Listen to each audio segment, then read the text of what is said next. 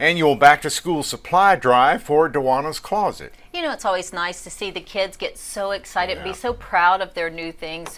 And you can help make that happen. KPLC's Andrea Robinson is out at the school supply drive with the details. Andrea?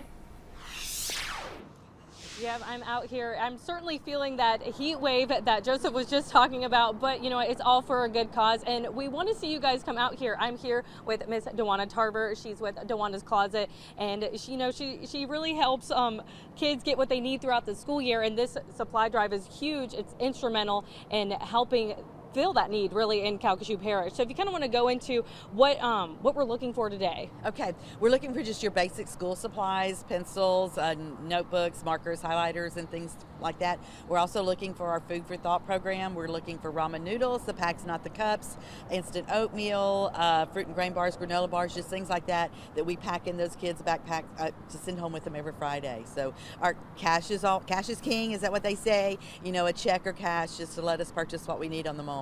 Definitely. And so if you just kind of want to, really hone in on why this is important and why, kids really need this in Calcasieu Parish and how it can change really a kid's trajectory and make for a better learning environment.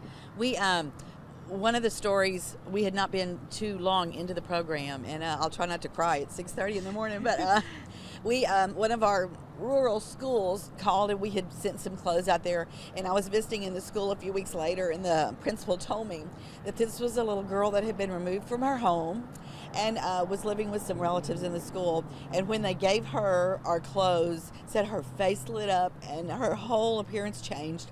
And she said, we don't know how long we'll have that little girl, and she may not really remember anything she learned here, but she's always going to remember that we were the people that loved her enough to give her clothes. And we just hear stories like that all the time, that the kid that walks in the room and they give them the new shoes is not the same kid that walks out of that room. So it's just so important. I can't believe you have me crying before 6:30 in the morning. Okay, suck it up, DeWanna. Anyway, and then with our food program, one of the stories that resonates with me is one of our principals told our drivers, delivery people one week, said they had a little boy that had been suspended or expelled. I don't know the situation, but it was in elementary school. And the thing he was upset about was that he would have no food. If he was not in school, he would have no food.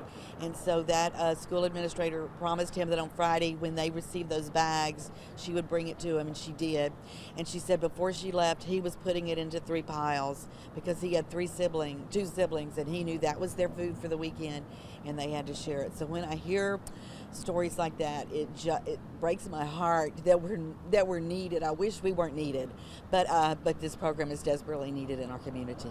It certainly makes a huge difference, and we are asking you guys to come out and help be a part of one of those stories and make a difference in some kid's life.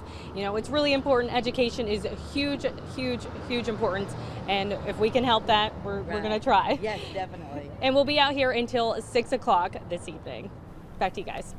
All right, thank you. Always good to hear DeWanna talk about those children who are benefited directly through donations that you can drop off here today. Still